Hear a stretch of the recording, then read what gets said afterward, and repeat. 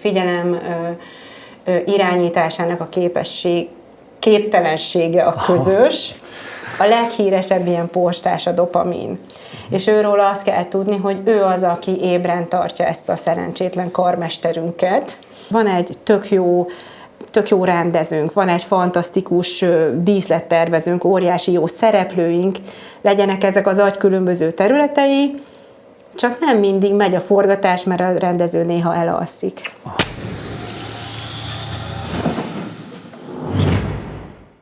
Sziasztok! Ez a Kovácsék Podcast. Ma egy 3 részes minisorozatot indítunk, méghozzá az ADHD-ról, egy elég nagy lélegzetvételű téma, tehát szerintem még ebben a 3 részben se fogunk beleférni. Biztos, hogy nem. Biztos, hogy nem. Ugye Dóri Pipic-Bús Dorottya, Dóri, ő az ADHD mentor, aki segít nekünk kibogózni ezt az egész ADHD-s helyzetet. Ugye, Dóri? Igen, igyekszem. Oké. Nagyon fontos, a beszélgetés edukációs célú, és nem diagnosztizálunk, nem diagnózist mondunk, és nem helyettesíti a szakemberrel való kivizsgálást. Úgyhogy kezdjük is. Jó, Dóri? Kezdjük. Jó. Az ADHD-ról rengeteg tartalom van, mégis sok a félreértés. Miért ennyire könnyű félrecsúszni? Hát azt gondolom két dolog miatt. Az egyik az, hogy feltételezzük, tehát hogy a gyerekkortól egészen a felnőtt korig feltételezzik az emberek azt, hogy azok a dolgok, mondjuk a hirtelen dühkitörés, vagy a halogatás, amit lustaságnak gondolnak, vagy a koncentráció képessége, hogy ez csak szándék kérdése, és hogyha valaki nagyon akarja, akkor igenis meg tudja csinálni, de valójában ez nem így van. És a másik meg, hogy nagyon sokszor azt lehet látni, hogy ez még gyerekkorból eredő, hogy a rossz gyerekek, azok, akik nagyon sokszor ugye ADHD-sak, nekik esetleg otthon van valami olyan probléma, ami miatt rossz gyerekek. Tehát, hogy nem kérdezzük meg sose, hogy miért is vagy te idézőjelben rossz gyerek, mert én ebbe sem Akkor viszont kezdjük az alapoktól. Mi az ADHD? Mondjuk kérlek úgy ismertesd az alapokat, hogy azok is megértsék, akik vagy soha nem találkoztak ezzel, vagy egyáltalán valami tudásuk van róla, de hát elhanyagolható. Tehát valahogy próbáld ezt megértetni velünk, hogy mi az ADHD, egyáltalán mi az ADHD. Okay. Az ADHD ez egy mozaik szó angolul, Attention Deficit Hyperactivity Disorder, ami azt jelenti, hogy figyelemhiányos hiperaktivitás zavar.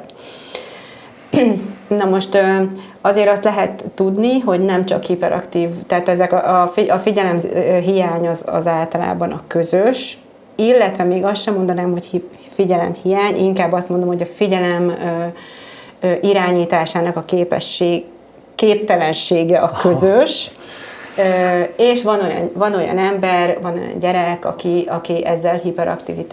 erre hiperaktivitással válaszol. Igazából amit mérni tudunk az, hogy van egy agyterület, ami a többi agyterületet irányítja, és így tartja rendben, egyébként evolúciós szempontból a legkésőbb kialakult agyterület. Nevezzük őt ezért karmesternek, mert ő az, ez aki, a legjobb így érthető, aki úgy regulázza a többit. Na, ő az, aki alul szokott működni, vagy nem megfelelően, vagy éretlenül működik. Őről azt kell tudni, hogy ő felel azért, hogy hogyan hozunk döntést, ő felel azért, hogy tudjunk figyelni, ő felel azért, hogy belekezdjünk egy feladatba, hogy végigvigyük azt a feladatot, amiben már belekezdtünk. Ő segít nekünk azért, hogy hamarabb gondolkozzunk, mint cselekszünk, vagy mint beszélünk, tehát ez egy nagyon fontos, tehát hogy ne legyünk impulzívak, és ő felel azért is, hogy ő tartja az összeköttetést az érzelmeinkkel, és hogyha ő alul működik, akkor nem tudjuk kifejezni az érzelmeinket jól, illetve még egy fontos, hogy azzal a területtel is összeköttetésben van, amelyik meg az érzeteinket, tehát a látás, hallás, tapintásunkat fogadja, és mivel azt nem jól csitítja le, vagy nem jól regulázza, ezért nagyon sokszor megtörténik, hogy bár ugyanazt halljuk, mint a többiek, de sokkal hangosabbnak érezzük, vagy ugyanazt látjuk, mint a többiek, de sokkal erősebbnek érezzük a fényt. Vagy ugyanazt a ruhát hordjuk, de viszket tőle a testünk, meg viszket a gatyakorc, meg a nem tudom, meg az okni, ilyesmi. Ez ugye a szenzorosság, tehát a túlérzékenység, és ami a legfontosabb, hogy a szorongásért is ő felel, ami később nagyon rosszul jön. És akkor a másik, tehát hogy ez az egyik, amit mérni tudunk, a másik pedig van tehát azt tudni kell, hogy az idegsejtek nincsenek közvetlen összeköttetésben, hanem ilyen ingerület átvivő, tehát hogy ingerületeken keresztül kommunikálnak, és vannak ilyen ingerület átvivő molekulák, nevezzük őket postásnak, mert ők viszik a hírt. Ilyen egyszerűen mondod. A leghíresebb ilyen postás a dopamin. És őről azt kell tudni, hogy ő az, aki ébren tartja ezt a szerencsétlen karmesterünket, és ha ő nem érkezik, akkor a karmester sokszor elalszik, vagy nem jól működik, és akkor mindazok a tulajdonságok, amiket elmeséltem, azok egyszerűen nem fognak jól működni. Tehát nem tud belekezdeni valamibe, nem jól, azt például elfelejtettem mondani, de például nem jól menedzseli sem az időt, sem a pénzt, sem a teret, tehát óriási rendetlenség van körülötte, és az energiáit sem tudja jól beosztani. Ez most gyakorlatilag a figyelemhiány, a figyelemszabályozás és az impulzivitás, ez így összefügg? Igen, ezáltal az agyterületünk által függ össze, hogy mindegyikért ez felel, és ugye mivel ez a dopamin vagy érkezik, vagy nem, vagy jól működünk, vagy nem. Tehát ezt kb. Úgy kell elképzelni az agyunkat, mint egy ilyen filmforgatást, hogy van egy tök jó rendezőnk, van egy fantasztikus díszlettervezőnk, óriási jó szereplőink, legyenek ezek az agy különböző területei, csak nem mindig megy a forgatás, mert a rendező néha elalszik. Aha. Tehát, hogy ez a bajunk, hogy néha ez elalszik, ez a rendező. Mik azok a jelek, amik felnőttként gyakran előjöhetnek? Akár a mindennapokban. Igen, akkor például azt lehet látni, hogy ők nagyon nehezen kezelik a pénzügyeiket, tehát nem jól gazdálkodnak, nem jól takarékoskodnak, elszórják a pénzüket, nem jó döntéseket hoznak a pénzzel. Ugyanakkor az idővel sem tudnak jól gazdálkodni, nem érnek oda, elkésnek, nem fejezik be a határidőket, nem tudják tartani. Az idővakság. Igen, ez az idővakság. Aztán azt is lehet, hogy a környezetük is nagyon rendetlen, ez a nők esetében egy nagyon nehéz feladat, mert hogy akkor ők rossz háziasszonynak élik meg magukat, tehát ez egy további problémát fog hozni, és mivel nem tudják az energiáikat sem jól beosztani, ezért hamar ki is tudnak égni. Ugyanakkor például előfordul az, hogy baráti kapcsolatokban például az szokott problémát okozni. Egy nagyon érdekes, hogy mikor beszélgetnek, belevágnak a szóba. De miért vágnak bele? Mert félnek attól, hogy elfelejtik. Aztán ők azt az együttérzés megnyilvánulásának tartják, hogyha te elmesélsz egy problémát, és ők rá reflektálnak egy másik ugyanolyan problémával. Mert azt gondolják, hogy neked arra van szükséged, hogy ne légy egyedül a problémáddal. De ezt meg az átlag ember úgy veszi, hogy jó, hát mindig ő van a központban. De ez egy ilyen félreértett reakció. Azon kívül, mivel nagyon nehezen tudnak figyelni, gyakran félreértenek dolgokat, viszont mivel nagyon alacsony az önbecsülésük, ezért ezek a félreértett dolgok nagyon-nagyon el tudnak, tehát eszkalálódni tudnak. és ahonnan még így fel lehet ismerni, vagy lehet azon gondolkodni, hogy talán ez a háttérben van, hogy nehezen kezelik az indulataikat. Tehát hamar gurulnak dühbe, de egyébként hamar esnek szerelembe is. És akkor ez az érzelemszabályozáshoz igen, van igen, köze, ezzel gyakorlatilag az, hogy nem tudják jól szabályozni az érzelmeiket, csak úgy jönnek-mennek az érzelmek. És akkor mi a helyzet a hiperfókusszal? A hiperfókusz meg az, hogy amint mondtam, nem feltétlenül arról van szó egy ADHD-s esetében, hogy nem tud figyelni, hanem nem tudja befolyásolni, vagy nem jól tudja irányítani a figyelmét, és van többféle ADHD, de az egyik például tipikusan olyan, hogy egyszerűen annyira erősen fókuszál egy adott dologra, hogy a többi dolgot azért arra a többi dologra azért nem tud figyelni, mert ahhoz irányítja csak a figyelmét. És egyébként azok a legtöbb ADHD-snél az van, hogyha elkapja valamilyen figyelmüket, akkor azért nagyon jól tudnak figyelni. Tehát inkább abból láttam keveset, akik nem tudnak így elveszni valamibe. Jó, akkor most jöjjön egy gyors kör. Mondok 6 állítást, te meg mondd rá, hogy melyik tévhit, valóság, és egy mondatban, hogy miért. Jó? 1-es, mindenkinek van egy kis ADHD-ja. Ez igaz. Én azt gondolom, hogy igen, tehát mindenki azért elmeséli, persze, hogy elfelejt dolgokat, mit tudom én, nem emlékszik dolgokra. Azért ez a mai világban, amennyire rohan ez a világ, ez egyszerűen kivitelezhetetlen, hogy ne legyünk feledékenyek, ne legyünk szórakozottak. Hát a rohanó világra kapcsolódva akkor jön a 2-es, hogy telefon és a TikTok okozza az ADHD-t. Nem. Illetve azt tudom mondani, hogy gyerekkorban mindenképpen nagy szerepe van benne, mert gyerekként úgy tudunk tehát az idegrendszer úgy fejlődik, hogy mozgás által. És abban a pillanatban, hogy berakjuk egy gyereket a számítógép elé, vagy a TikTok elé, onnantól kezdve... média elé, ugye? Igen, onnantól kezdve ez a mozgásos idegrendszeri fejlesztés, ez nem történik meg. Egyébként én már találkoztam virtuális autista gyerekkel, aki gyakorlatilag autisztikus tüneteket, nem én nálam volt, csak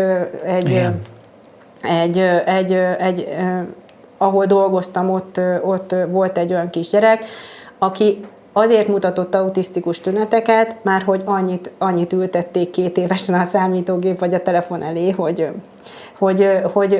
hogy már ilyen autistának tűnt. Csak onnan lehetett tudni, hogy nem igazi autista, mert reagált gyorsan a kolléganőm kezelésére.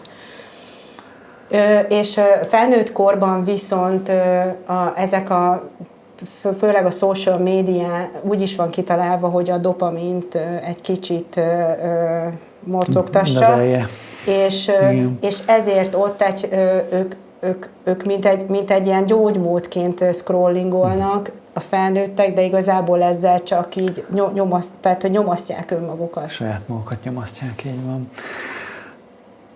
Aki jól tanul, annak nem lehet ADHD-ja. Ezt így nem szeretem persze, mert ez nem igaz. Nagyon sok, nagyon jó képességű ADHD-s van.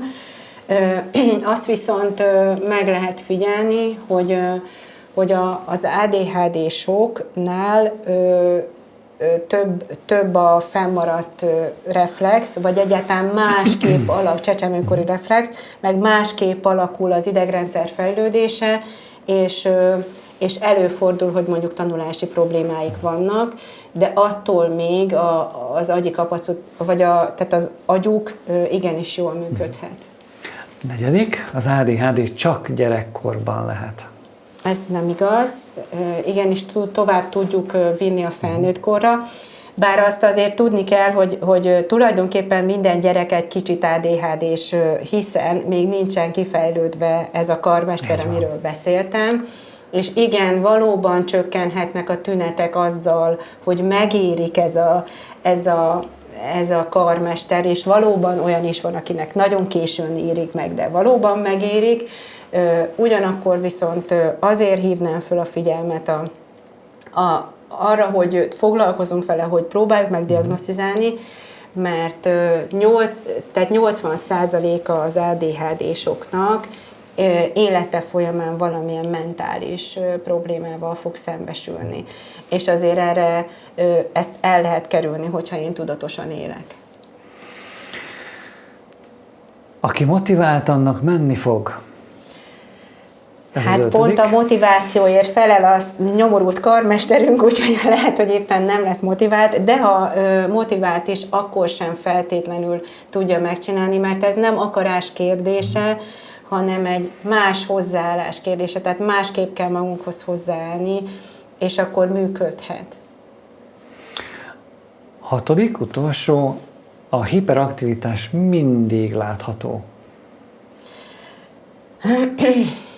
Hát ez egy nagyon-nagyon nehéz kérdés. A hiperaktivitás, ugye, hogyha mozgásos hiperaktivitást értünk, az valóban látható. Az, hogyha ilyen belső nyugtalanságot értünk rajta, akkor nem feltétlenül. Viszont az nagyon rossz, hogyha nem látszódik, mert akkor nem tudjuk, hogy baj van. És azt is hozzá szeretném tenni, hogy nagyon sokszor azt gondoljuk, hogy a hiperaktivitás együtt jár a figyelemzavarra, de egyáltalán nem. Tehát nagyon sok olyan figyelemzavaros gyerek van, aki ugyanúgy átéli az összes,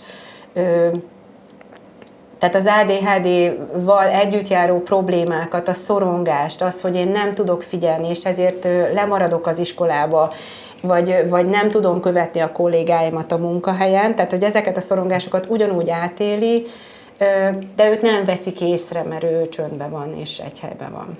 Oké, akkor mikor érdemes azt mondani, hogy lehet ez több, mint szétszórtság, mikor kérjen segítséget?